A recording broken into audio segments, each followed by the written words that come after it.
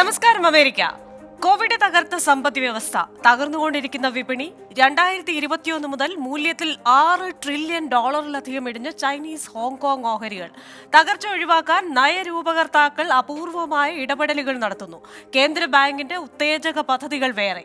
ആടിയുലയുന്ന സമ്പദ് വ്യവസ്ഥയെ സുസ്ഥിരമാക്കാൻ പോരാടുന്നതിനിടയിലും സമുദ്ര ഗവേഷണത്തിനെന്ന നിലയിൽ ചൈനീസ് കപ്പൽ സിയാങ് യാങ് ഹോങ് 03 ഫെബ്രുവരി 8 മാലദ്വീപിൽ നങ്കൂരമിടാനൊരുങ്ങുന്നു. ഇടഞ്ഞു നിൽക്കുന്ന ഇന്ത്യക്കൊരു പണി കൊടുക്കാൻ ചൈനയെ വെച്ച് ചെക്കു പറയാനൊരുങ്ങുകയാണോ മാലദ്വീപ്? സമുദ്ര ഗവേഷണത്തിനപ്പുറം ലക്ഷ്യങ്ങളുണ്ടോ ചൈനീസ് കപ്പലിന്? American dialogue powered by heads New York ഈ വാരം ചിന്തിക്കുന്നത് ഈ വിഷയമാണ്. പഞ്ഞകാലത്തെ ചാരക്കപ്പൽ.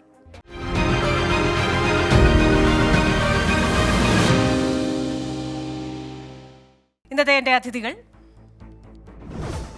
ഇന്ത്യൻ കോസ്റ്റ് ഗാർഡ് മുൻ ഡയറക്ടർ ജനറലും നിലവിലെ രാഷ്ട്രീയ രക്ഷാ യൂണിവേഴ്സിറ്റി ചീഫ് മെന്ററും എമിരറ്റസ് ഫാക്കൽറ്റിയുമായ ഡോക്ടർ പ്രഭാകരൻ പലേരി,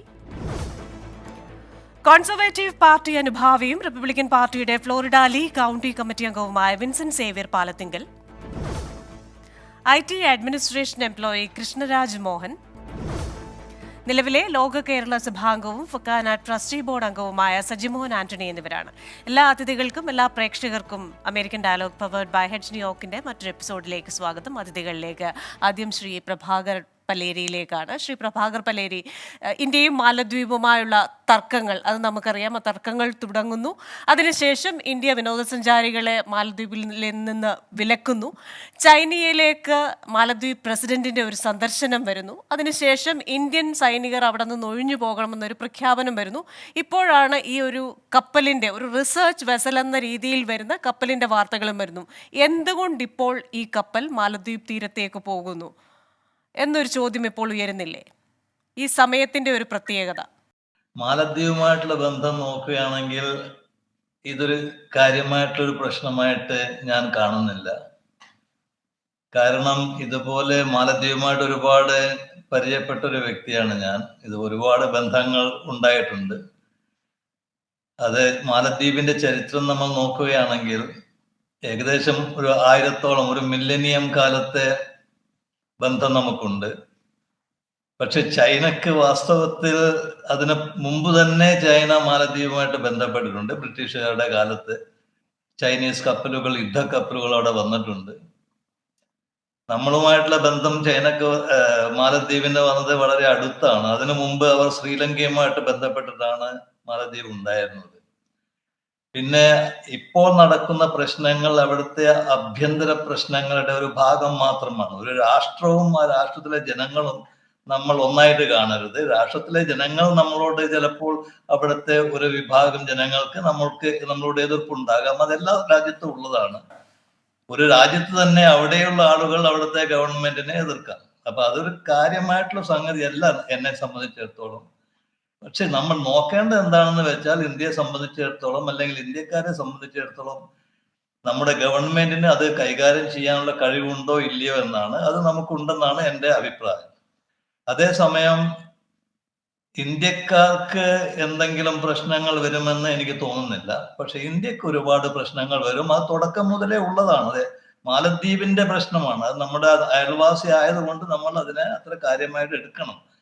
പക്ഷെ ഒരു കാര്യം നമ്മൾ നോക്കുകയാണെങ്കിൽ ഇപ്പൊ സൗത്ത് ഏഷ്യ, ദക്ഷിണേഷ്യ എന്ന് പറയുന്നത് വാസ്തവത്തിൽ 6 രാജ്യങ്ങളാണ്. പക്ഷെ ഞാനൊക്കെ പണ്ടൊക്കെ പറയുമ്പോൾ അഫ്ഗാനിസ്ഥാനും മാലദ്വീപും അതിൽ കൂട്ടാറുണ്ട്. ഇപ്പോഴും മാലദ്വീപും അഫ്ഗാനിസ്ഥാനും അതിന്റെ ഭാഗമായിട്ട് അങ്ങനെയാണെങ്കിൽ നമുക്ക് 8 രാജ്യങ്ങളാണ് സൗത്ത് ഏഷ്യയിൽ ഉള്ളത്, ദക്ഷിണേഷ്യയിൽ ഉള്ളത്. ഈ 8 രാജ്യങ്ങളും തമ്മിലുള്ള ബന്ധങ്ങൾ, Sri Lankan security, Colombo security initiative ഒക്കെ എടുത്ത് നോക്കുകയാണെങ്കിൽ മാലദ്വീപും മൗറീഷ്യസും അവിടെ ഒബ്സർവേഴ്സ് ആണ്. അപ്പൊ പല തരത്തിലും ഇങ്ങനെ ചിന്തിക്കുമ്പോൾ, പ്രത്യേകിച്ച് ഇവിടെ എൻ്റെ യൂണിവേഴ്സിറ്റിയിൽ ഞാനൊരു സെന്റർ ഉണ്ടാക്കിയിട്ടുണ്ട്, centre for Indian ocean legal studies എന്ന് പറഞ്ഞിട്ടുള്ള. അത് ഞാൻ നടത്തിക്കൊണ്ടുവരുന്നതിൽ ഞാൻ മാലദ്വീപ് ഞങ്ങളുടെ ഒരു പ്രധാന വിഷയം കൂടിയാണ്. അപ്പോൾ അങ്ങനെയൊക്കെ നോക്കുകയാണെങ്കിൽ പരിഭ്രമിക്കേണ്ട യാതൊരു ആവശ്യവും ഞാൻ കാണുന്നില്ല. ഇതുപോലെയുള്ള ഒരുപാട് സംഗതികൾ ഇതിനു മുമ്പും ഉണ്ടായിട്ടുണ്ട്. പിന്നെ മറ്റേ പൊളിറ്റിക്കൽ രാഷ്ട്രീയ പാർട്ടി, ഇപ്പോഴത്തെ രാഷ്ട്രീയ പാർട്ടികളെ എതിർക്കുന്ന രാഷ്ട്രീയ പാർട്ടിയും ഭരണത്തിലേക്ക് വരാൻ പോകുന്നുണ്ട്. അവിടെ പ്രസിഡൻഷ്യൽ ഭരണമാണ്. അത് കൈകാര്യം ചെയ്യാൻ നമ്മൾക്ക് സാധിക്കും. പിന്നെ നമ്മുടെ സൈനികരല്ല മാലദ്വീപിലുള്ളത്. അതൊക്കെ ഒരു സൈനികരാണ്, പക്ഷെ യൂണിഫോം അല്ല. എന്താ പറയാ, നമ്മൾ ബൂട്ട്സ് ഓൺ ഗ്രൗണ്ട് എന്ന് പറയുന്ന രീതിയിലുള്ള സൈനികരല്ല അവിടെയുള്ളത്. അവിടെയുള്ള സൈനികർ, അവിടെയുള്ള നമ്മൾ അവർക്ക് കൊടുത്തിട്ടുള്ള വിമാനങ്ങളും കപ്പലുകളും എന്തൊക്കെയാ ഉള്ളത് അതിനെ മാനേജ് ചെയ്യാനുള്ള ആളുകളാണ്. അതിനൊക്കെ പലതരം കരാറുകളുടെ, ഇന്റർനാഷണൽ ട്രീറ്റിയുടെ പുറകിലുള്ളതാണ്. അതിനനുസരിച്ച് നമ്മൾ പെരുമാറണം, അത്ര മാത്രമേ പറയാനുള്ളൂ.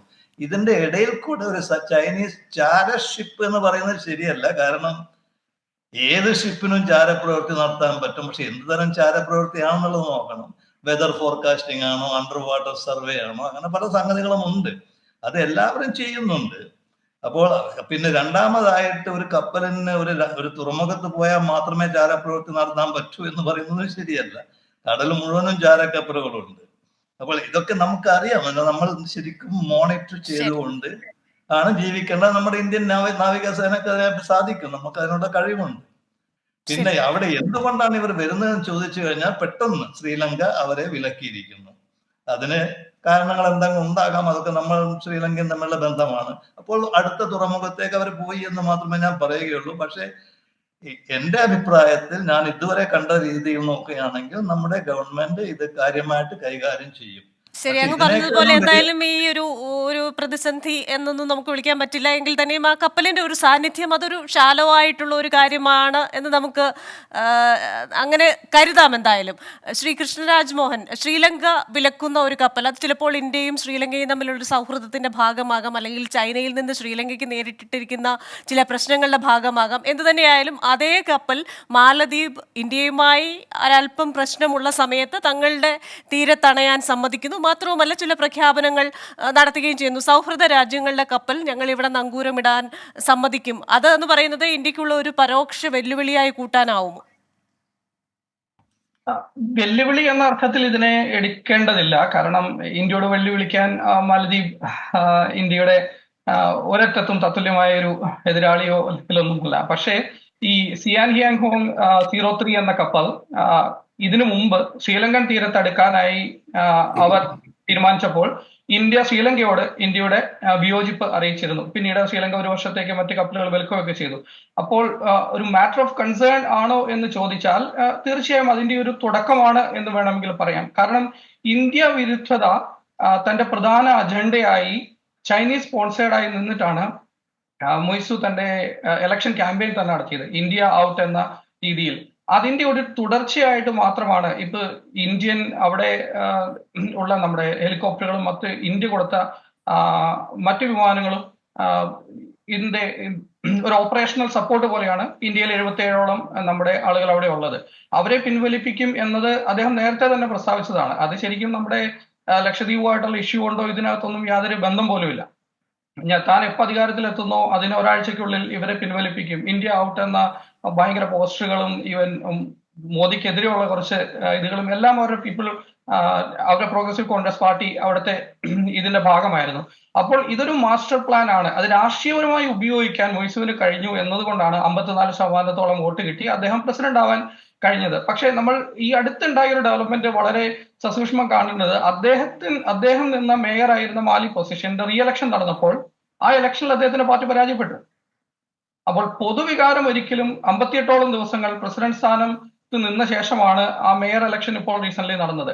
അപ്പൊ ആ ഇലക്ഷനിൽ വരെ അദ്ദേഹം പരാജയപ്പെടുകയും ചെയ്തത് പൊതുസമൂഹം അതിനെ എത്രമാത്രം പിന്തുണയ്ക്കുന്നു എന്നതിന്റെ ഒരു ക്വസ്റ്റ്യൻ മാർക്കോടെയാണ്. അവിടെ പല രാഷ്ട്രീയ വിഷയങ്ങളുമുണ്ട്. എതിർ പാർട്ടിയിൽ നിന്ന് പ്രമുഖരായ മറ്റൊരു വിട്ടുപോവുകയും പിളർപ്പുണ്ടാവുകയും ഒക്കെ ചെയ്തുകൊണ്ടായിരിക്കണം മൊയ്സു ജയിച്ചത്.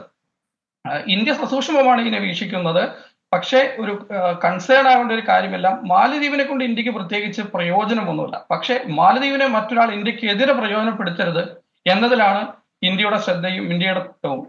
അത് തന്നെയാണ് അവിടെ നിലനിൽക്കുന്ന ചോദ്യവും. ശ്രീ വിൻസെന്റ് സേവ്യർ പാലത്തിങ്കൽ, ഇപ്പോ ദക്ഷിണ ചൈന കടലിൽ ചൈനയുടെ ഒരു ഇടപെടൽ, തൈവാനുമേൽ ഒരു ആധിപത്യം സ്ഥാപിക്കാനുള്ള ശ്രമം, ഇതൊക്കെ നമ്മൾ കണ്ടതാണ്. അതേപോലെ തന്നെ ഇന്ത്യൻ മഹാസമുദ്രത്തിലും ഒരു അപ്രമാദിത്യം ഉണ്ടാക്കിയെടുക്കുക, അതിന് മാലദ്വീപിനെ ഒരു കരുവാക്കുക എന്നൊരു തന്ത്രം ചൈനയ്ക്ക് ഉണ്ടാകുമോ? ഈ പറയുന്നത് പോലെ ശത്രുവിന്റെ ശത്രു മിത്രം എന്ന രീതിയിൽ ഒരു ഇടപെടലാണോ ചൈനയുടെ ഭാഗത്തു നിന്നുണ്ടാകുന്നത് ഇവിടെ?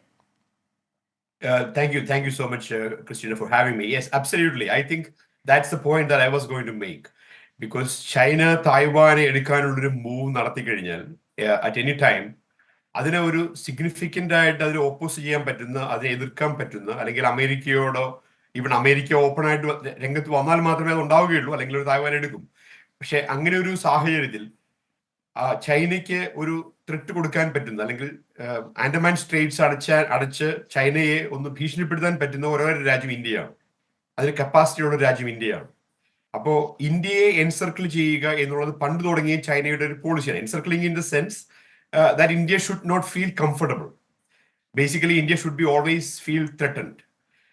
ഈ ഒരു ആംഗിളിലാണ് ഞാൻ ഇതിനെ കാണുന്നത്. അതായത് they are getting ready to take Taiwan എന്നാണ് ഞാൻ വിശ്വസിക്കുന്നത്. അമേരിക്കയുടെ വീക്ക്നെസ്സും ബൈഡന്റെ വീക്ക്നെസ്സും യുക്രൈനിൽ അമേരിക്ക എന്ത് ചെയ്യുന്നു എന്നൊരു വാച്ച് ചെയ്യുന്നു, എല്ലാം വെച്ച് നോക്കുമ്പോൾ they are getting ready for this. അപ്പോൾ ശ്രീലങ്കയിൽ അവർക്കൊരു ബേസ് ഉണ്ടായിരുന്നു എന്നുള്ളത്, അല്ലെങ്കിൽ ശ്രീലങ്കയെ അവർക്ക് ഇഷ്ടം പോലെ ഉപയോഗിക്കാമായിരുന്നു എന്നുള്ളത് മാറിക്കഴിഞ്ഞാൽ then they need somebody to threaten India on the other side. So basically, ഈ ലോകത്തുള്ള സകല സ്ഥലത്തുനിന്നുള്ള ആൾക്കാരുമായിട്ട് സംസാരിക്കുമ്പോൾ ഞാൻ കാണുന്ന ഒരു സ്ഥായിയായ വികാരം, ഇപ്പം പ്രഭാകരൻ സാർ പറഞ്ഞതുപോലെ രാഷ്ട്രങ്ങളും ജനങ്ങളും തമ്മിലുള്ള ആ ഒരു ബന്ധക്കുറവ് ഇന്ത്യക്കാർ മനസ്സിലാക്കേണ്ടതുണ്ട്. അതായത് ബേസിക്കലി ഇപ്പം നമ്മൾ മിഡിൽ ഈസ്റ്റ് രാജ്യങ്ങളിലെല്ലാം പോയിട്ട് നമ്മൾ ട്രീറ്റുകൾ ഉണ്ടാക്കുന്നു, UAE ഇന്ത്യനെ നന്നായി ട്രീറ്റ് ചെയ്യുന്നു, നമ്മൾ നമ്മുടെ അവിടുത്തെ മിനാരത്തിൽ ഇന്ത്യയുടെ ത്രിവർണ്ണ പതാക കാണുന്നു. ഇതെല്ലാം കാണുമ്പോൾ ഇന്ത്യക്കാർ അങ്ങോട്ട് എക്സൈറ്റഡ് ആവാറുണ്ട്. പക്ഷെ ഇതിന്റെ എല്ലാം അണ്ടർ കറന്റ് ആയിട്ട് ഈ മുസ്ലിം ജനതകൾ കൂടുതലായിട്ട് താമസിക്കുന്ന, അല്ലെങ്കിൽ പൂർണ്ണമായിട്ട് താമസിക്കുന്ന സ്ഥലങ്ങളിൽ ഇന്ത്യക്കെതിരായിട്ടുള്ള ഒരു പ്രൊപ്പഗാൻഡ ഓൺ ദ ജനങ്ങളുടെ സൈഡിൽ നടക്കുന്നുണ്ട്. അതായത് ഇന്ത്യ ഒരു ഹിന്ദു രാഷ്ട്രമായി മാറിക്കൊണ്ടിരിക്കുകയാണ്, അവിടെ മുസ്ലിങ്ങൾ വെൽക്കം അല്ല, ഇതിനെതിരെ മുസ്ലിങ്ങൾ തിരിഞ്ഞേ പറ്റുള്ളൂ എന്നുള്ള ഒരു പ്രൊപ്പഗാൻഡ ഒരു അണ്ടർ കറന്റ് ആയിട്ട് സമൂഹങ്ങളിൽ കൂടി നമ്മൾ കാണാതെ, അതായത് ജനങ്ങളുടെ രാജ്യത്തിന്റെ അധിപന്മാരും രാഷ്ട്ര നേതാക്കളും എല്ലാം ഇന്ത്യയുടെ കൂടെ നിൽക്കുമ്പോഴും ജനങ്ങളുടെ ഇടയിൽ കൂടി നടക്കുന്നുണ്ട്. അത് മാൽഡീവ്സിലും വളരെ ഭംഗിയായിട്ട് നടക്കുന്നുണ്ട്. ഞാൻ 2 വർഷം മുമ്പ് മാൽഡീവ്സ് വിസിറ്റ് ചെയ്തതാണ്. ഞാൻ മാൽഡീവ്സിൽ ജനങ്ങളോട് സംസാരിക്കുമ്പോൾ I can see that there is an animosity that is developing between the people of Maldives and the nation of India because of the symbolism that BJP is creating with the image, with the powerful Hindu administration image. That is something that we have to deal with in the same way with the propaganda. ഞാൻ അതിന് പറയുന്നത് അത് India ചെയ്യുന്നില്ല. ഞാനതിന് basic ആയിട്ട് പറയുന്നത് ഇതാണ്: ഈ terrorist elements in Islam, they are always trying to propagate a different way of life. That's not the life that modern Muslims want. That is a very old style life that can go back 1500-2000 years ago. So അതിനെതിരായിട്ടുള്ള propaganda India modern വേൾഡില് മുസ്ലിംസിന്റെ, അതായത് ഇന്ത്യയിലെ ഏറ്റവും കൂടുതൽ Muslims ഉള്ള മുസ്ലിം രാജ്യങ്ങളുടെ കൂടുതൽ പെടുത്താവുന്ന ഒരു രാജ്യത്തിലെ മുസ്ലിങ്ങളുടെ സുഹൃത്താണ് എന്നുള്ളൊരു പ്രൊപ്പഗാൻഡ ഇന്ത്യ ചെയ്യുന്നതിന് ഇന്ത്യ പരാജയപ്പെടുന്നുണ്ട്. അപ്പൊ ആ ജനങ്ങളുടെ ഭാഗത്തു നിന്ന് മാൽഡീവ്സിലെ ജനങ്ങൾ ഇന്ത്യയോട് അകലുന്നത് ഇന്ത്യക്ക് നല്ലതല്ല. ഈ അഡ്മിനിസ്ട്രേഷൻ ഒന്നും പോയിരിക്കും. ചിലർ ഇന്ത്യയുടെ കൂടുതൽ ബന്ധം കാണിക്കും, ചിലർ ചൈനയുടെ കയ്യിൽ നിന്ന് കാശ് കിട്ടുമ്പോൾ ചൈനയുടെ സൈഡിലേക്ക് കൂടും. ഇതെല്ലാം സംഭവിക്കും. പക്ഷെ ജനങ്ങളുടെ ഭാഗത്തു നിന്നുള്ള ആ ഒരു അകൽച്ച മാൽഡീവ്സിലെ ജനങ്ങൾക്ക് ഇന്ത്യയുമായിട്ട് ഉണ്ടാകുന്നത് ഞാൻ കാണുന്നുണ്ട്. അത് നല്ലതല്ല. അതിനെതിരായിട്ടുള്ള പ്രൊപ്പഗാൻഡ നമ്മളും തുടങ്ങേണ്ടതുണ്ട്. എന്തായാലും ഈ തീവ്രവാദ മനസ്സെന്ന് പറയുമ്പോൾ അതൊരു മതത്തിൽ നമുക്ക് ഒതുക്കി നിർത്താവുന്നതല്ല. എല്ലാ മതങ്ങളിലും എല്ലാ മനുഷ്യൻ എവിടെയൊക്കെ ഉണ്ടോ അവിടെയെല്ലാം ഈ തീവ്രവാദ ഭീകരവാദ സ്വഭാവവും മനോഭാവവും ഒക്കെ ഉള്ള ആൾക്കാരുണ്ട്. അബ്സല്യൂട്ട്ലി.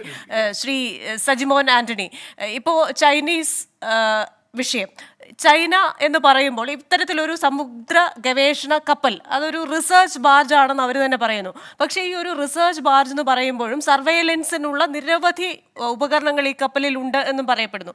അപ്പോൾ ഒരു സമുദ്ര ഗവേഷണത്തിനപ്പുറം ചൈനയ്ക്ക് എന്തെങ്കിലും കണ്ണുണ്ടോ ഇതിൽ? എന്താണ് ഈ ഇന്ത്യയും മാലദ്വീപും തമ്മിലുള്ള റിയൽ പ്രശ്നം? 2019 ഒരു ജോയിന്റ് ഹൈഡ്രോഗ്രാഫിക് സർവേയുടെ പ്രൊജക്ട് ഇന്ത്യയും മാലദ്വീപുമായിട്ട് ഒരു MOU ഉണ്ടായിരുന്നു. അത് മാർച്ച് 15, 2024 എക്സ്പയർ ആവുകയാണ്. 3 പോയിന്റ് ഞാൻ സ്പെസിഫിക് ആയിട്ട് പറയാൻ ആഗ്രഹിക്കുന്നു.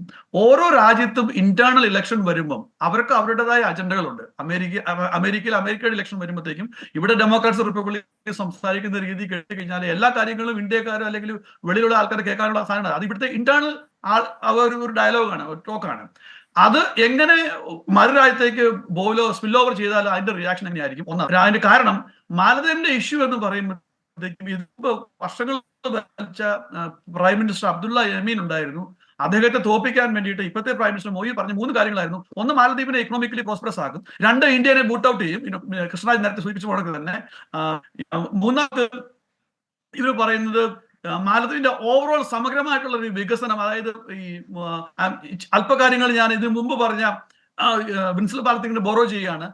റിലീജിയസ് ഫാക്ടേഴ്സ്, അപ്പൊ ഇന്ത്യ എന്ന് പറയുമ്പോൾ ഒരു ഹിന്ദു ഗവൺമെന്റ് അല്ലെ ഹിന്ദു അഡ്മിനിസ്ട്രേഷൻ, അതിന് ബദലായിട്ട് ഇവിടുത്തെ മുസ്ലിം മജോറിറ്റി ആണ്. അപ്പൊ ആ ഒരു സെന്റിമെന്റ് റീക്രിയേറ്റ് ചെയ്യും. അതിന്റെ ഭാഗമായിട്ടാണ് അതിന് എരിവ് കയറ്റാൻ വേണ്ടിയാണ് ഇത് മുമ്പുള്ള പ്രൈം മിനിസ്റ്ററുടെ വീട്ടുതടങ്കലിലായിരുന്നു. ആ വീട്ടുതടങ്കലിലുള്ള അദ്ദേഹത്തെ ജയിലിൽ പിടിച്ചിടുന്നു പറഞ്ഞു. അപ്പൊ അത് അങ്ങനെയുള്ള 3 പൊളിറ്റിക്കൽ റെട്ടറിക്സ് ആണ് നടന്നുകൊണ്ടിരിക്കുന്നത്.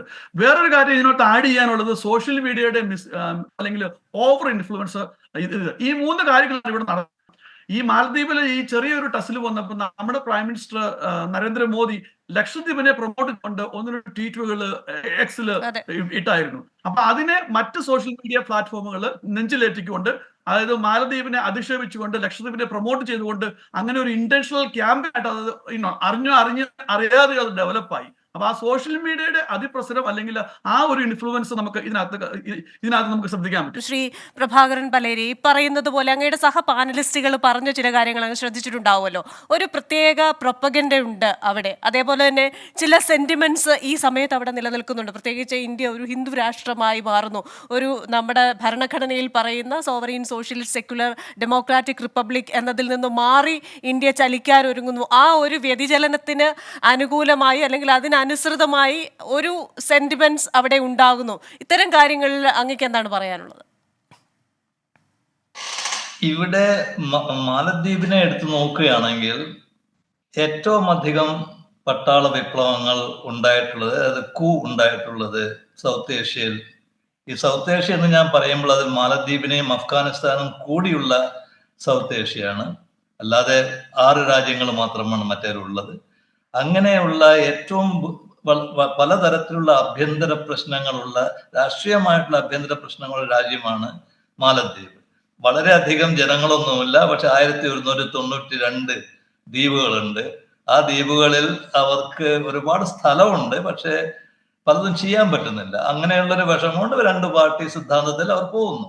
അപ്പൊ ഒരു പാർട്ടി വരും, വേറൊരു പാർട്ടി പോകും, പക്ഷെ അതിനെ ക്ഷമിക്കാൻ പറ്റില്ല അവർക്ക്. അതുകൊണ്ടാണ് ഈ ഒക്കെ വരുന്നത്. ഇപ്പോഴത്തെ കാലത്ത് കുറച്ചുകൂടി സൗകര്യങ്ങളുണ്ട്. അതിൽ പല, ഉദാഹരണമായിട്ട് ഇന്ത്യയെ കാണിച്ചു കൊടുക്കാം. മറ്റവർ നാളെ ചൈനക്കാർ പോകണം എന്ന് പറഞ്ഞിട്ട് മറ്റേ പാർട്ടി ഇലക്ഷനിലേക്ക് വരും. പക്ഷെ ഇവിടെ നമ്മൾ അറിയേണ്ട ഒരു സംഗതി എന്താണ്, ഈ ലോകത്തിൽ പല രാജ്യങ്ങളും വിദേശ രാജ്യങ്ങളിലെ പട്ടാളക്കാർ പുറത്തു പോകണം എന്ന് പറഞ്ഞിട്ട് വാദിക്കുന്നുണ്ട്. അതിൽ ഏറ്റവും അധികം പട്ടാളക്കാർ അമേരിക്കയുടേതാണ്. ഇറാഖിൽ നിന്ന് അമേരിക്കൻ സൈന്യം പിൻവലിക്കണം എന്ന് പറഞ്ഞുകൊണ്ടുള്ള നടക്കുന്നുണ്ട് പല സംഗതികളും. ജപ്പാനിൽ നിന്ന് അമേരിക്കക്കാർ പോകണമെന്ന് പറയുന്നുണ്ട്. നൈജറിൽ നിന്ന് ഫ്രാൻസ് പോകണമെന്ന് പറയുന്നുണ്ട്. മാലിയിൽ നിന്ന് UN പീസ് കീപ്പിംഗ് ഫോഴ്സസ് പോകണം. അതൊക്കെ കൊണ്ടുവരുന്നത് രാഷ്ട്രീയ നേതാക്കന്മാരാണ്. ഒരു പാർട്ടി വേണമെന്ന് പറയുന്നു, ഒരു പാർട്ടി വേണ്ടെന്ന് പറയുന്നു. അപ്പൊ ആ വശത്ത് നോക്കുകയാണെങ്കിൽ അതൊരു വലിയ പ്രശ്നമായി ഞാൻ കാണുന്നില്ല. എനിക്ക് അതിനെ മാനേജ് ചെയ്യാൻ പറ്റും, എനിക്ക് അതിനുള്ള അധികാരമുണ്ടെങ്കിൽ. രണ്ടാമത് ഞാൻ പറയുന്നത്, മതത്തിനെ ഇവിടെ അങ്ങനെ കൊണ്ടുവരണമെന്ന് ഞാൻ ആഗ്രഹിക്കുന്നില്ല. കാരണം ഞാൻ കണ്ടിട്ടുള്ള അവസ്ഥയിൽ, എന്റെ പരിചയത്തിൽ കൂടെ ഞാൻ പറയുകയാണ്, മതം അത്ര വലിയൊരു സംഗതിയായിട്ട് ഞാൻ കാണുന്നില്ല. പക്ഷെ ഒരു ഉപകരണമായിട്ട് ഞാൻ കാണുന്നുണ്ട്.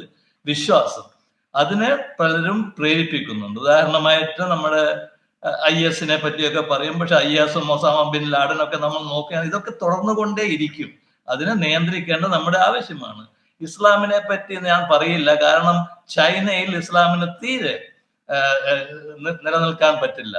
അതേസമയം ഇസ്ലാം രാജ്യങ്ങൾ ചൈനക്ക് ഒരുപാട് പിന്തുണ കൊടുക്കും. അതിൻ്റെയൊക്കെ പിന്നിലുള്ളത് എക്കണോമിക്സ് ആണ്, ധനശാസ്ത്രം. അങ്ങനെയൊക്കെ നോക്കുകയാണെങ്കിൽ ഇത് നടന്നുകൊണ്ടേയിരിക്കുന്ന, തുടർച്ചയായി പോയിക്കൊണ്ടിരിക്കുന്ന ഒരു കഥയാണ്. അപ്പോൾ നമ്മൾ എന്ത് ചെയ്യണമെന്നാണ് നമ്മുടെ പ്രശ്നം. അത് ഓരോ രാജ്യങ്ങൾക്കും ആ പ്രശ്നങ്ങളുണ്ട്.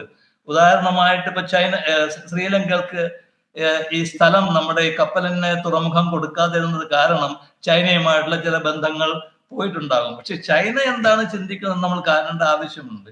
ഇവിടെ ഡിസ്റ്റിംഗ്വിഷ്ഡ് നിങ്ങളുടെ സ്പീക്കർ പറഞ്ഞു കഴിഞ്ഞു തായ്വാനെ പറ്റിയുള്ള കാര്യം. ചൈനയുടെ ഏറ്റവും വലിയ ഫോക്കസ് ഇപ്പോൾ തായ്വാനാണ്. അപ്പൊ തായ്വാനെ എങ്ങനെ ചൈനയുമായിട്ട് അനക്സ് ചെയ്യാൻ പറ്റും എന്നുള്ളതാണ് ചൈന ശ്രദ്ധിക്കുന്നത്. അതിനുള്ള എല്ലാ വഴികളും അവർ നോക്കുന്നുണ്ട്. അതിൻ്റെയൊക്കെ ഭാഗമായിട്ടാണ് നമ്മളിപ്പോൾ കാണുന്ന നോർത്ത് കൊറിയ സൗത്ത് കൊറിയ സംഘർഷം. ഉദാഹരണമായിട്ട് നോർത്ത് കൊറിയ 4 ദിവസം മുമ്പാണ് പറഞ്ഞത് അവർ under water nuclear device explode ചെയ്തു. അതിനെപ്പറ്റിയുള്ള ഒരു സെമിനാർ ഞാനിവിടെ നടത്താൻ പോവുകയാണ് വരാൻ പോകുന്ന ചൊവ്വാഴ്ച. അപ്പോൾ അങ്ങനെയൊക്കെ നോക്കുകയാണെങ്കിൽ ഇതിന്റെയൊക്കെ പിന്നിൽ ചൈനക്ക് വാസ്തവത്തിൽ മാലദ്വീപ് അല്ല വേണ്ടത്. അത് അവർ എത്രയോ കാലം മുമ്പ് വന്നിട്ടുണ്ട്. അവരെ ഉപയോഗിക്കുന്ന പലതും ചൈനക്ക് ചെയ്യാനുണ്ട്. ഒരു ചാരക്കപ്പൽ എന്ന് നമ്മൾ പറയുന്നതും ശരിയാണ്, ഒരു ഗവേഷണ കപ്പലാണത്. അത് സമുദ്രത്തിന്റെ അടിഭാഗത്തുള്ള ടെമ്പറേച്ചർ, അതിന്റെ പ്രൊഫൈൽ ഒക്കെ കണക്ക് കൂട്ടി എടുക്കും. അത് സബ്മറീൻ ഓടിക്കാൻ വേണ്ടി ആവശ്യമാണ്. അത് ഇന്ത്യ സമുദ്രത്തിൽ ഒരു കപ്പൽ വന്നാൽ നമുക്ക് തടയാൻ പറ്റില്ല.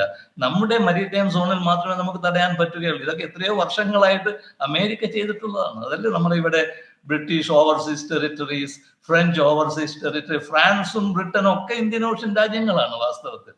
അപ്പൊ ഇതൊക്കെ നോക്കുമ്പോൾ നമ്മൾ എങ്ങനെയാണോ നമ്മൾ ചെയ്യേണ്ടത്, അതായത് സാധാരണ ജനങ്ങൾ എന്താണോ ചെയ്യേണ്ടത്, അതാണ് നിങ്ങളെ പോലെയുള്ള ജേർണലിസം മീഡിയ ഒക്കെ പറഞ്ഞു കൊടുക്കുന്നത്. അതുകൊണ്ടാണ് ഞാൻ ഇവിടെ വന്നതും. കാരണം എനിക്ക് കുറച്ച് പറയാൻ പറ്റും. ഭയപ്പെടേണ്ട ആവശ്യമില്ല. ഇത് തുടർന്നുകൊണ്ടേയിരിക്കും. അതിനെ തടയാൻ ഇന്ത്യക്ക് സംബന്ധിച്ചിടത്തോളം എല്ലാ ശ്രമങ്ങൾക്കും നമുക്ക് ചെയ്യാൻ പറ്റും. വാസ്തവം മാത്രമല്ല, എനിക്ക് പറയാനുള്ള ഒരു കാരണം കൂടെ ഇവിടെയുണ്ട്. ചൈനയുടെ പ്രധാന പ്രശ്നം നമുക്ക് കിടക്കുന്നത് മാലദ്വീപിലല്ല വാസ്തവത്തിൽ, അത് നേപ്പാളിലാണ്. കാരണം ഒരു പക്ഷേ അടുത്ത കാലത്ത് തന്നെ നേപ്പാളിലെ ഗൂർഖകൾ ചൈനീസ് പട്ടാളത്തിലേക്ക് ചേരാൻ പോവുകയാണ് എൻ്റെ അഭിപ്രായത്തിൽ. അത് ഞാനിപ്പോ ഇവിടെ തുറന്ന് പറയുകയാണ്. നേപ്പാളിലെ ഗൂർഖകളെ എങ്ങനെയെങ്കിലും ചൈനീസ് ആർമിയിലേക്ക് ചേർക്കാൻ വേണ്ടി ചൈനക്കാർ ശ്രമിക്കുന്നുണ്ട്. കാരണം ചൈനക്ക് പട്ടാളത്തിൽ ചേരാൻ ആളുകളില്ല. അവരുടെ ജനസംഖ്യ കുറഞ്ഞു വരികയാണ്, ചെറുപ്പക്കാരില്ല. കമ്പൽസറി ആയിട്ടുള്ള ഒരു തരം എന്താ പറയാ, നമ്മള് പിടിച്ചു ചേർക്കുകയാണ് അമേരിക്ക ഒക്കെ ചെയ്യുന്ന മാതിരി. അമേരിക്ക പിന്നെയും ഭേദമാണ്. അപ്പോൾ നേപ്പാളിലുള്ള ഗൂർഖകൾ, നേപ്പാളിൽ അൺഎംപ്ലോയ്മെന്റ് ഒരുപാടുണ്ട്. അവരെയൊക്കെ വന്നിരുന്നത് നമ്മുടെ ഇന്ത്യൻ പട്ടാളം സൈന്യത്തിലേക്കാണ്. അതേസമയം നേപ്പാളിന് ബ്രിട്ടനുമായിട്ടാണ് ഏറ്റവും അധികം ബന്ധമുള്ളത്, എത്രയോ കാലത്തെ ബന്ധം.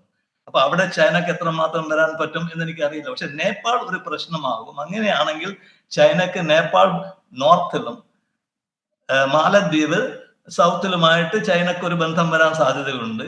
അങ്ങനെയൊക്കെ എന്തു വന്നാലും നമുക്ക് വാസ്തവത്തിൽ മാലദ്വീപിനേക്കാളും ബുദ്ധിമുട്ടുള്ളതാണ് നേപ്പാളിലെ പ്രശ്നം പരിഹരിക്കുക. കാരണം നമ്മളുടെ സൈനിക സേവനത്തിന് മുൻപ് പറഞ്ഞതുപോലെ ഇത് എല്ലാം ഇത്തരം പ്രശ്നങ്ങൾക്കെല്ലാം പിന്നിൽ സാമ്പത്തികമായ ഒരുപാട് ഘടകങ്ങൾ കൂടിയുണ്ട്. ശ്രീ കൃഷ്ണരാജ് മോഹൻ, ചൈന പഴയ മധുര മനോഹര മനോജ്ഞമായ ചൈനയല്ല, ചൈന പഴയ ചൈനയല്ല. കാരണം നമ്മളിപ്പോൾ ചൈനീസ് സമ്പദ് വ്യവസ്ഥ ഒന്ന് പരിശോധിച്ചു കഴിഞ്ഞാൽ ചൈനയിലെ സ്റ്റോക്ക് മാർക്കറ്റുകൾ കഴിഞ്ഞ 17 വർഷമായിട്ട് അവിടുത്തെ നിക്ഷേപകർക്ക് കൊടുത്തിരിക്കുന്ന റിട്ടേൺ എന്ന് പറയുന്നത് പൂജ്യമാണ്, വട്ടപൂജ്യമാണ് അവിടുത്തെ റിട്ടേൺ എന്ന് പറയുന്നത്. അതുപോലെ GDP വളർച്ച താഴെ പോകുന്നു. കോവിഡാനന്തരം പല കമ്പനികളും അവരുടെ പ്ലാന്റുകൾ ഇനി ചൈനയിൽ വേണ്ട എന്ന് പറഞ്ഞ് വിത്ഡ്രോ ചെയ്തു പോകുന്നു. അപ്പോൾ മൊത്തത്തിൽ സമ്പദ് വ്യവസ്ഥയിൽ ഒരു ഇടിവ് കാണാം.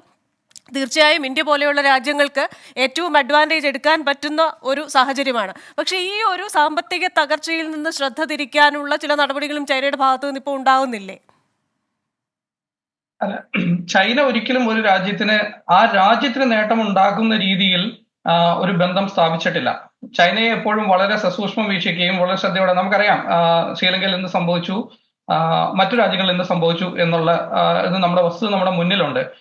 ശരിക്കും മാലദ്വീപിന്റെ രക്ഷയോ ഇല്ലെങ്കിൽ പൂർണ്ണമായ മുന്നോട്ടുള്ള പുരോഗതിയോ കരുതിയാണ് അവർ വർക്ക് ചെയ്യുന്നതെങ്കിൽ ഇന്ത്യ ഔട്ടിനേക്കാളും ചൈന ഔട്ടായിരുന്നു അവരിവിടെ ചെയ്യേണ്ടിയിരുന്ന പോളിസി. പക്ഷേ അൺഫോർച്ചുനേറ്റ്ലി അവർക്ക് അവിടെ കിട്ടുന്ന രാഷ്ട്രീയപരമായ മുതലെടുപ്പുകളും പിന്നെ ഒരു ചൈനീസ് സ്പോൺസേഡ് ആവുന്നതും അനുസരിച്ചാണ് ഈ ഒരു വ്യത്യാസം ഉണ്ടായത്. നാളെ അവിടെ ശരിക്കും ശുദ്ധജലത്തിനൊക്കെയുള്ള ഒരു പ്രശ്നമുള്ള സ്ഥലമാണ് മാലദ്വീപ്. അവർക്ക് ഇഷ്യൂ ഉണ്ടായ 5000 മൈൽ അകലെ കിടക്കുന്ന ചൈനയ്ക്ക് ഒരു നിമിഷം പോലെ ഓടിയെത്തി ഇന്ത്യ കൊടുത്തത് operation Neer, operation Sanjeevani, even 88-ലെ ഓപ്പറേഷൻ കാക്ടസ്, ഇതെല്ലാം പറന്നിറങ്ങാൻ ശരിക്കും മാലദ്വീപിന് ഇന്ത്യയെ കൊണ്ട് തീർച്ചയായും ആവശ്യമുണ്ട്. ഇന്നത്തെ രാഷ്ട്രീയ മുതലെടുപ്പ് മാറ്റിവെച്ചാൽ ചൈന ഉണ്ടാക്കുന്ന ത്രെറ്റ് എന്താണെന്ന് മനസ്സിലാക്കി ആ ജനത മാറുമെന്നും അതിനനുസരിച്ച് അവിടുത്തെ രാഷ്ട്രീയ നേതൃത്വവും മുന്നോട്ട് പോകുന്നു. ഇപ്പൊ എനിക്കൊന്ന് ഏപ്രിലിൽ മറ്റേ ഇലക്ഷൻ വരാനിരിക്കുകയാണ്.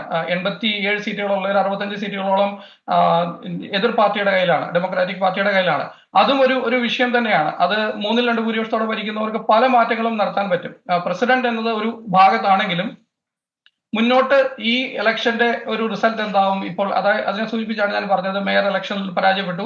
ബാക്കി എന്നുള്ളത്. അപ്പോൾ മുന്നോട്ടുള്ളത് സസൂക്ഷ്മം വീക്ഷിക്കുകയും ചൈനയെ വളരെ സശ്രദ്ധം, അത് US ഏജൻസി വരെ, US ഇന്റർനാഷണൽ ഡെവലപ്മെന്റ് ഏജൻസി ഈ ഇദ്ദേഹത്തിന്റെ ഇനാഗുറേഷന് പോവുകയും ആദ്യമായി അവിടെ പെർമനന്റ് ഒരു ഓഫീസ് നിർമ്മിക്കുമെന്ന് ഒരു പ്രസ്താവന നടത്തുകയും ചെയ്യുന്നു. സമന്ത പവർ ആണ് ആ ഒരു ഇതിനെ നയിച്ചത് ഈ കാലഘട്ടത്തിൽ തന്നെ. സസൂക്ഷ്മം മറ്റു രാജ്യങ്ങളും ഇതിനെ വീക്ഷിക്കുന്നുണ്ട് എന്നതാണ് തോന്നുന്നത്. പക്ഷെ ചൈനയുടെ ഒരു തെറ്റ് എപ്പോഴും ഒരു തെറ്റായി നിൽക്കും. അവർക്ക് ഈ പറഞ്ഞ മാതിരി കഷ്ടകാലത്ത് പലിശയ്ക്ക് പണം കൊടുത്ത് ആധാരം കൈക്കലാക്കുന്ന രീതിയിലുള്ള ഒരു പരിപാടിയാണ് ചൈന മിക്കവാറും ചെയ്യാറ്. അതിന് സസൂക്ഷ്മം മാലി ജനതയും രാഷ്ട്രീയക്കാരും വീക്ഷിക്കുമെന്ന് തന്നെ നമുക്ക് കരുതാം. ശരി, ശ്രീ വിൻസെന്റ് സേവ്യർ പാലത്തിങ്കൽ, ഈ ചൈനീസ് സമ്പദ് വ്യവസ്ഥയുടെ ഒരു തകർച്ചയെക്കുറിച്ച് നമുക്ക് അറിയാമല്ലോ ഇപ്പോൾ. അതായത് ആ പഴയ പ്രതാപം അല്ലെങ്കിൽ അതിവേഗം വളർന്നുകൊണ്ടിരിക്കുന്ന ഒരു സമ്പദ് വ്യവസ്ഥ എന്ന നിലയിൽ നിന്ന് ചൈന ഒന്ന് കിതപ്പ് തുടങ്ങിയിട്ട് കുറേ നാളായി. അമേരിക്കൻ കമ്പനികളടക്കം ചൈനയിൽ നിന്ന് മാറിപ്പോകുന്നു. കൃത്യമായ നയരൂപീകരണം ഇല്ലെങ്കിൽ ചൈന പിന്നോക്കം പോകും എന്ന പ്രവചനങ്ങൾ വരുന്നു. ഇവിടെ ചില നയങ്ങൾ ഇപ്പോൾ തന്നെ കേന്ദ്ര ബാങ്ക് അടക്കം ഉത്തേജക നയങ്ങൾ എടുത്തിട്ടുണ്ട്. ഇത് എങ്ങനെയായിരിക്കും ബാധിക്കുക മറ്റു രാജ്യങ്ങളെ? അമേരിക്ക അടക്കമുള്ള രാജ്യങ്ങൾ ചൈനയിലെ ഈ സാമ്പത്തിക തകർച്ചയെ അല്ലെങ്കിൽ ആ പിന്നോട്ട് പോകലിനെ ഏത് രീതിയിലായിരിക്കും കാണുക? ക്രിസ്റ്റീന് പറഞ്ഞ ഒരു ആംഗിൾ, അതായത് ചൈനീസ് സാമ്പത്തിക നിലയിൽ പ്രശ്നങ്ങളുണ്ട്, ഡെഫിനറ്റ് ആയിട്ടും അത് നമുക്ക് എവിഡന്റ് ആണ്, വളരെ ക്ലിയർ ആണ്. പക്ഷെ അതിന്റെ പേരിലൊരു നമ്മളൊരു ജനാധിപത്യ രാജ്യത്ത് ചെയ്യുന്നത് പോലുള്ള ഒരു ഡിസ്ട്രാക്ഷൻ സ്റ്റാറ്റിക്സ് ഒരു ടാക്ടിക്സ് ആയിട്ട് ഇതിനെ കാണേണ്ട ആവശ്യമില്ല. ബിക്കോസ് ചൈനയ്ക്ക് അതിന്റെ ആവശ്യമില്ല. ചൈന ഒരു കമ്മ്യൂണിസ്റ്റ് രാജ്യമാണ്, ജനങ്ങൾക്ക് ഫ്രീഡം ഉള്ള സ്ഥലമല്ല, അവിടെ എലക്ഷൻസ് ഇല്ല, അവിടെ തിരഞ്ഞെടുപ്പില്ല. അപ്പൊ അങ്ങനെയുള്ളൊരു സ്ഥലത്ത് ജനങ്ങളുടെ അഭിപ്രായം ഒന്ന് മാറ്റിമറിക്കാൻ വേണ്ടിയിട്ടോ അല്ലെങ്കിൽ ജനങ്ങളുടെ അഭിപ്രായം ഒന്ന് അവരിത് കാണാതിരിക്കാൻ വേണ്ടിയിട്ടോ എക്കണോമിക് പ്രോബ്ലംസ് കാണാതിരിക്കാൻ വേണ്ടിയിട്ടോ ഇത് ചെയ്യേണ്ട ആവശ്യം ചൈനയ്ക്കില്ല. ചൈനയെ സംബന്ധിച്ച് ചൈനയുടെ foreign policy is very clear. They know that who their geographical enemies are going to be, and India is definitely number one on the list. So definitely they will do anything to irritate India geographically. And at the same time, how they do that is by using money. Just like they did in Sri Lanka, just like they are doing it in African countries even. Krishnaraj Mohan പറഞ്ഞതുപോലെ ഈ Chinese ജനങ്ങളുടെ ഒരു പ്രത്യേകത, because ഇത്ര നാളെ ഈ കമ്മ്യൂണിസത്തിൽ ജീവിക്കുകയൊക്കെ ചെയ്തതുകൊണ്ട് ഞാൻ അമേരിക്കയിലും കാണുന്ന ഒരു പ്രത്യേകതയാണ്. ഒരു ഫസ്റ്റ് ജനറേഷൻ ചൈനീസ് എന്ന് പറഞ്ഞാൽ അവർക്ക് ഈ ഹാർട്ട് ടു ഹാർട്ട് അടുപ്പം ബാക്കിയുള്ള മനുഷ്യരോട് ഉണ്ടാക്കാൻ അത്ര എളുപ്പമല്ല. അവരത് ചൈനക്കാരോട് മാത്രമേ അവർക്ക് സാധിക്കുകയുള്ളൂ. വേറെ ആൾക്കാർ, വേറെ രാജ്യങ്ങളിൽ നിന്ന് വരുന്ന രാജ്യങ്ങളോടൊന്നും അവർക്ക് അടുപ്പമില്ല. അപ്പൊ ഞാൻ ഘാനയിലും നൈജീരിയയിലും നടന്നപ്പോഴും ആൾക്കാരോട് സംസാരിക്കുകയൊക്കെ ചെയ്യുമ്പോഴും ഈവൻ മാൽഡീവ്സിലും എല്ലാം ഞാൻ വാച്ച് ചെയ്തിട്ടുള്ള ഒരു കാര്യം, ചൈനീസ് പീപ്പിളും ആ നാട്ടിലെ ജനങ്ങളുമായിട്ട് കാര്യമായ ബന്ധമൊന്നുമില്ല. ആ ബന്ധം ഉണ്ടാക്കാൻ ചൈനയ്ക്ക് അറിയാനും പാടില്ല. Because of their inherent weaknesses as A communist nation who never enjoyed freedom from for the people. അപ്പൊ നാച്ചുറലി അതൊരു രീതിയിലും ചൈനക്കാര് ഈ മാലദ്വീപ്സിലെയോ അല്ലെങ്കിൽ ശ്രീലങ്കയിലെയോ ആൾക്കാരുമായിട്ട് അടുത്ത് അവർ ഇന്ത്യക്കെതിരായിട്ട് അവിടുത്തെ ആൾക്കാർ തിരിക്കുന്ന ഒരു സംഭവം ഒന്നും ഒരിക്കലും ഉണ്ടാകാൻ പോകുന്നില്ല. But what they have is money power. They have accumulated so much money in terms of foreign currency reserves, so they are using it to buy influence, and they are doing it everywhere. It's not just small countries like Maldives and Sri Lanka. They are doing it in America also. There are so many American politicians who are highly indebted to Chinese. So Chinese are doing it using money power, and Chinese are going with their long-term policy, long-term foreign policy, and that is basically to make sure that their geographical ambitions are not threatened. അപ്പോൾ ആ ഒരു രീതിയിൽ നമ്മളിതിനെ കാണുമ്പോൾ India can be an enemy to China in the propaganda side also, because a lot of people like India. They like Indian movies. Wherever you go, India has a lot of fans. And that is true in Maldives also. അപ്പൊ നമ്മൾ ഈ ഒരു Hindu fanatic ഒരു element ആണ് India take over ചെയ്യാൻ പോകുന്നത് എന്നുള്ള Islamic religious propaganda. Nations അല്ല അത് ചെയ്യുന്നത്, അത് റിലീജിയൻ സൈഡിൽ നിന്നാണ് വരുന്നത്. ആ പ്രൊപ്പഗാൻഡയ്ക്ക് എതിരായിട്ട് India is still the good old India, that is a friend to everybody, welcoming to everybody എന്നുള്ള പ്രൊപ്പഗാൻഡയാണ് ഇന്ത്യ ഇക്കാര്യത്തിൽ ചെയ്യേണ്ടത്. ശരി, നമുക്ക് സമയപരിമിതിയുണ്ട്. Shri Sajimon Antony, concluding remarks. പറഞ്ഞൊരു പോയിന്റ് ഞാനത് റീഎംഫസൈസ് ചെയ്യാൻ ആഗ്രഹിക്കുകയാണ്. നമ്മളുടെ സോഷ്യൽ മീഡിയ ഇൻവോൾവ്മെന്റ് ഇന്ത്യൻസിന്റെ, because Indians are on the social media, that didn't really help, because we are boycotting Maldives. All of that is a bad messaging. Sajimon Antony, വളരെ ചുരുങ്ങിയ വാക്കിൽ കൺക്ലൂഡിംഗ്. രണ്ട് വേർഡുകൾ നമുക്കത് ഒതുക്കാം. ഒന്ന്, ചൈനയ്ക്ക് ഇൻഫ്ലുവൻസ് വേണം, മിലിറ്ററി ഇൻഫ്ലുവൻസ് വേണം. ആ രണ്ട് കാര്യങ്ങളാണ് ഈ മാലദ്വീപിൽ ഇൻഫ്ലുവൻസ് ചെയ്യുന്നത് വഴി ചൈന അച്ചീവ് ചെയ്യാൻ ആഗ്രഹിക്കുന്നത്.